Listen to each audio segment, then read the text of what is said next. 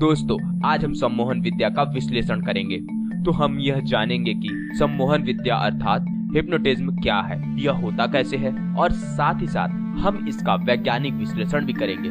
दोस्तों, यह हमारा विश्वास है कि सम्मोहन से जुड़ी अधिकांश सवाल का जवाब आपको इस वीडियो में मिल जाएगा। तो चलिए जानते हैं। सबसे पहला सवाल, सम्मोहन क्या है? सम्मोहन अर्थात हिप्नोटिज्म वह क्रिया है जब हम किसी पे करते हैं तो हिप्नोटाइज हुआ पर्सन हमारी अधिकतर बातों को मानने लगता है, या यूं कहें कि सभी बातों को बहुत ही आसानी से मानने लगता है। तो दोस्तों, इसमें होता क्या है? दरअसल सम्मोहित अर्थात हिप्नोटाइज हुआ व्यक्ति की कल्पना शक्ति उच्चतम शिखर पे पहुंच जाती है और उसकी बुद्धि अत्यंत तीव्र गति से कार्य करने लगती है और उसकी सभी ज्ञानेंद्रियां पूर्णतः सतर्क हो जाती हैं, जिससे सम्मोहित हुआ व्यक्ति हमारी हर बातों को बहुत ही आसानी से मानने लगता है और दिए गए कठिन से कठिन कार्य को भी बहुत ही आसानी से कर लेता है। दोस्तों, अब आपके मन में यह सवाल उठ सकता है कि भाई सम्मोहित व्यक्ति का बुद्धि भी तीव्र गति से कार्य करता है और उसकी कल्पना शक्ति भी बढ़ जाती है और यहाँ तक कि उसकी ज्ञानेंद्रियां भी पूर्ण रूप से सतर्क हो जाती हैं। इसके बाद भी वह किसी की बात बिना सोचे समझे कैसे मान सकता है? आखिर यह कैसे हो सकता है? तो दोस्तों, इसे जानने के लिए हमें मन को जानना होगा। तो चलिए दोस्तों, इसे भी जान लेते हैं कि मन क्या है। आपको यह तो पता ही होगा, जो मानव शरीर है उसके सभी क्रियाओं का संचालन और नियंत्रण तंत्रिका तंत्र अर्थात नर्वस सिस्टम द्वारा होता है। तो इस तंत्रिका तंत्र के अधिकांश तंत्रिकाओं पर मस्तिष्क अर्थात ब्रेन का नियंत्रण रहता है। इसको हम अगर साधारण तरीके से समझे तो बॉडी के अधिकांश भाग पर ब्रेन का कंट्रोल रहता है, लेकिन कुछ तंत्रिकाओं जैसे छोटी आंत, बड़ी आंत, अमाशय आदि पर ब्रेन का कंट्रोल नहीं होता और यह स्वतंत्रता पूर्वक कार्य करती है। दोस्तों, आप इसको इस तरीके से समझ सकते हैं कि अगर आप सांस लेते हैं तो वह स्वतः रूप से कार्य करता है। जब आप खाना खाते हैं तो भोजन को पचाने का काम वह स्वतः रूप से होता है। इसमें आप अपने ब्रेन को कोई आदेश नहीं देते हैं, वह अपने आप स्वतः रूप से होने लगता है। दोस्तों, यह बात अलग है कि कुछ लोग लगातार इसका अभ्यास करके इसको कंट्रोल में कर लेते हैं। तो दोस्तों, इतना तो समझ में आ गया कि हमारे बॉडी पे अधिकांश भाग का कंट्रोल हमारा मस्तिष्क करता है। ठीक उसी प्रकार से ब्रेन को प्रभावित करने वाला हमारा मन अर्थात माइंड है। अब आप सोच रहे होंगे कि अचानक से यह मन कहां से आ गया? तो दोस्तों, मन वह शक्ति है जो हमारे ब्रेन को कंट्रोल करता है। चलिए जरा इसको अच्छे तरीके से समझते हैं। यह जो मन है वह शरीर का कोई अंग नहीं है, अर्थात मन का कोई रंग रूप या आकार प्रकार और स्थान नहीं है, बल्कि यह तो एक अदृश्य शक्ति है। शरीर के सभी अंग इस मन के अधीन हैं। अब कुछ लोगों को लग रहा होगा कि क्या मन और मस्तिष्क एक है? कि जैसा कि हमने आपको बता दिया कि मस्तिष्क एक दिखाई देने वाला अंग है और मन एक अदृश्य शक्ति है। मस्तिष्क को तो देखा नापा तौला जा सकता है, पर मन को नहीं। जरा ध्यान से सोचिए, एक सामान्य मनुष्य और एक पागल मनुष्य में क्या अंतर है? केवल मन का। सामान्य मनुष्य और पागल मनुष्य दोनों में मस्तिष्क नामक अंग होता है, लेकिन सामान्य मनुष्य में उस मस्तिष्क को संचालित करने वाला मन सही से कार्य करता है, जबकि पागल मनुष्य में मस्तिष्क को संचालित करने वाला मन विकृत हो चुका होता है या वो सही रूप से कार्य नहीं करता है। यह ठीक उसी प्रकार की बात हो गई कि शरीर जो कि दिखाई देता है, उस शरीर को संचालित करने वाली शक्ति आत्मा अदृश्य होती है। शरीर को तो अलग से देखा नापा तौला जा सकता है, लेकिन आत्मा को तो देखा नापा तौला नहीं जा सकता है। जरा इसे भी सोचिए कि जीवित मनुष्य और मृत मनुष्य में क्या अंतर है? केवल आत्मा का। जीवित मनुष्य के शरीर में आत्मा का वास होता है, जबकि मृत मनुष्य में आत्मा नहीं होती है। आप सभी को पता है कि मन की गति सबसे तेज है। यह एक पल में ही विश्व के किसी भी भाग में पहुंच सकती है और उसी पल में वहां से लौट के वापस आ सकती है, अर्थात ब्रह्मांड के किसी भी भाग के विषय में कल्पना या अनुमान कर सकता है और ये कल्पना ही मनुष्य को कर्म करने की प्रेरणा देती है। यह लाखों वर्ष पहले घटी घटनाओं को देख सकता है और लाखों वर्ष बाद की सभी घटनाओं के बारे में जानकारी भी प्राप्त कर सकता है और इस प्रकार समय भी मन को बांध कर नहीं रख सकता है। मन की इसी विशेषता ने सम्मोहन विद्या को जन्म दिया है। वास्तव में कोई भी व्यक्ति अपने मन की कल्पनाओं से अधिक कोई भी कार्य नहीं कर सकता है और इससे भौतिक संसार में मन पूरी तरह लिप्त हो चुका है, जिसकी वजह से हमारी कल्पना शक्ति सीमित हो चुकी है। जब सम्मोहनकर्ता किसी को भी सम्मोहित करता है तो उसकी भौतिक संसाधनों से मन हटकर एकाग्र होने लगता है, जिससे उसकी कल्पना शक्ति बढ़ जाती है। तो सम्मोहनकर्ता सम्मोहित व्यक्ति को जो भी आदेश देता है तो वो उसको पूर्ण रूप से निभाता है, जिससे कि बहुत से चमत्कारी प्रभाव को देखने को मिलते हैं। चलिए दोस्तों, अब मन का भी वैज्ञानिक विश्लेषण कर लेते हैं। सामान्य रूप से मन के दो स्तर हैं, चेतन मन, अवचेतन मन, conscious mind and subconscious mind. दोस्तों, वैसे तो आपको पता है कि मन को कई स्तरों में बांटा गया है, जिसमें से मन के 7 स्तर बताए गए हैं, पर यहाँ पे हम सिर्फ 2 स्तरों की बात करेंगे, यानी 2 लेवलों की बात करेंगे, क्योंकि अगर हम इन 2 स्तरों को अच्छे से समझ जाएं तो बाकी सभी लेवलों को समझने में आसानी होगी। चलिए जानते हैं सबसे पहले चेतन मन के बारे में। चेतन मन वह स्तर है जो कि बाहरी संसार से संबंध रखता है। वह सभी क्रियाकलाप तभी करता है जब मनुष्य जागृत अवस्था में होता है, अर्थात उसके द्वारा किया गया सभी क्रियाकलाप मनुष्य के जानकारी में रहता है। यह मन लोगों से तर्क वितर्क करके अच्छे बुरे सही गलत का पहचान बताता है। अब बात करते हैं अवचेतन यानी सबकॉन्शियस माइंड की। इसे अंतःमन भी कहा जा सकता है।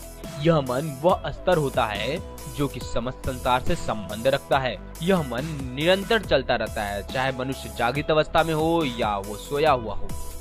सभी प्रकार की स्मृतियां, पुरानी घटना इसी अवचेतन मन में सुरक्षित रहती हैं।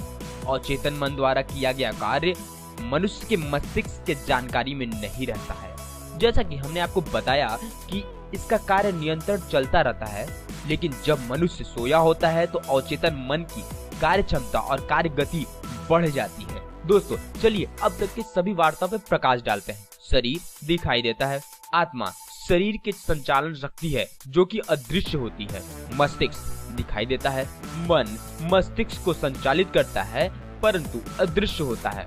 और मन के 2 भाग हैं, चेतन मन और अवचेतन मन। अब कुछ विद्वानों के अनुसार आत्मा को अवचेतन मन भी कहा जाता है, और इसे अगर व्यवहारिक रूप से देखा जाए तो यह दृष्टिकोण सही भी है।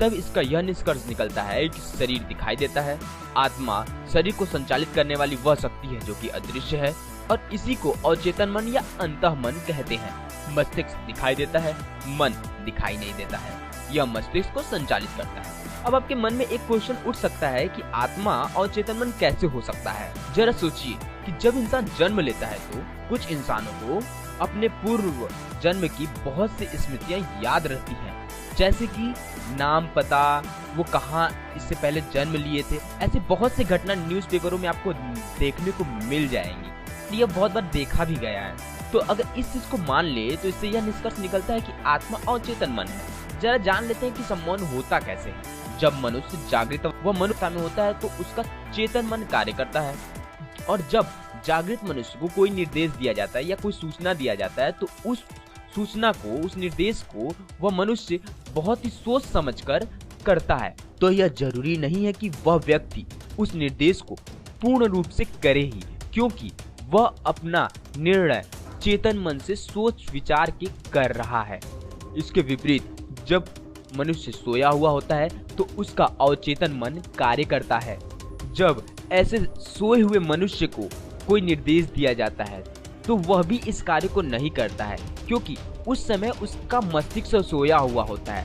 अतः हम सम्मोहन के अंतर्गत व्यक्ति को ऐसी कृत्रिम निद्रा देते हैं जिसमें कि व्यक्ति का चेतन मन पूर्णतः सो जाए परंतु मस्तिष्क जगा रहे, जो कि अवचेतन मन के नियंत्रण में आता है। जब हमारा चेतन मन सो जाएगा तो ऑटोमेटिकली हमारा मस्तिष्क अवचेतन मन के नियंत्रण में आ जाएगा। फिर सम्मोहनकर्ता व्यक्ति से कोई भी कार्य करा सकता है। तो चलिए दोस्तों, अब बात नींद की आई है, निद्रा की आई है, तो इसका भी वैज्ञानिक विश्लेषण कर लेते हैं। दोस्तों, आपको बता दें कि नींद 2 प्रकार की होती है। पहला शारीरिक नींद, दूसरा मानसिक नींद। सामान्यतः रूप से जब व्यक्ति सोता है शरीर और दिमाग दोनों सो जाता है। अब यहाँ चेतन मन का संबंध मस्तिष्क से है, इसलिए चेतन मन भी सो जाता है, लेकिन अवचेतन मन निरंतर कार्य करता रहता है, इसलिए अवचेतन मन कभी नहीं सोता। यह अवचेतन मन का ही परिणाम है। गहरी नींद में भी सोया हुआ व्यक्ति अचानक से जाग जाता है। जैसे कि यदि किसी व्यक्ति को सोते समय पेशाब लग जाए तो अवचेतन मन ही मस्तिष्क को जगाता है।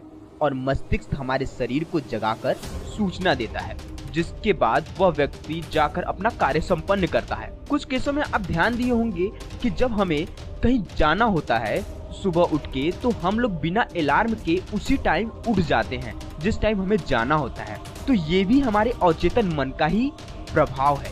कुछ कारणों में अत्यधिक थकान, दुर्बलता के कारण व्यक्ति का दिमाग कमजोर हो जाता है, जिससे दिमाग अवचेतन मन द्वारा भेजे गए संदेश को ग्रहण नहीं कर पाता है।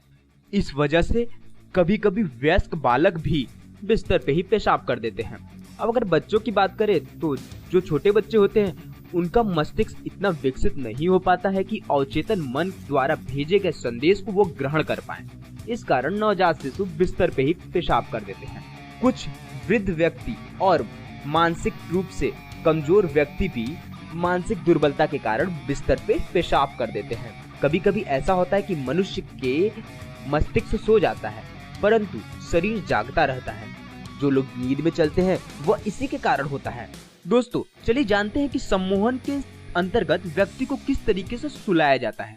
सम्मोहनकर्ता व्यक्ति को ऐसे कृत्रिम निद्रा में सुलाता है जिसमें व्यक्ति का चेतन मन सो जाता है परंतु मस्तिष्क और शरीर दोनों जागृत अवस्था में रहती हैं और अवचेतन मन तो प्रत्येक स्थिति में जागृत रहता है।